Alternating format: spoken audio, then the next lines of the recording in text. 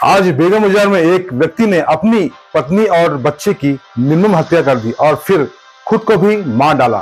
Police को संदेह है कि हिंसा का कारण पारिवारिक विवाद है और ये मामले की जांच कर रहे हैं। हैदराबाद के बेगम बाजार इलाके के रियाज नाम के एक व्यक्ति ने अपनी पत्नी और बेटे की बेरहमी से हत्या कर दी और फिर खुद को भी मार डाला।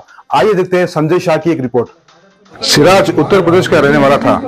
उसने कथित तौर पर अपनी पत्नी का गला रेत दिया और अपने सबसे छोटे बेटे की भी गला घोंटकर हत्या कर दी। हत्या को देखने के बाद उसका सबसे बड़ा बेटा डर के मारे वहां से भाग गया।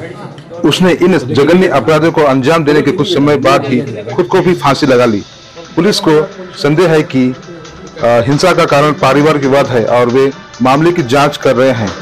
आबिड्स के एसीपी चंद्रशेखर ने बताया कि गुरुवार रात सिराज और उसकी पत्नी के बीच झगड़ा हुआ था।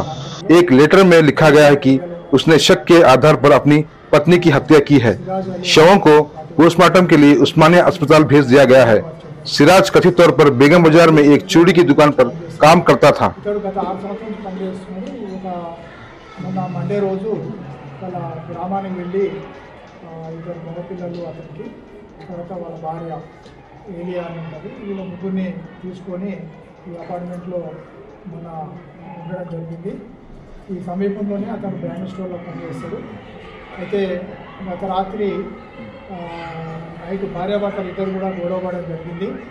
అయితే గొడవపడిన తర్వాత కోపంతో కత్తి తీసుకొని గుర్తు వేసి భార్య ఏలియాను చంపేశాడు.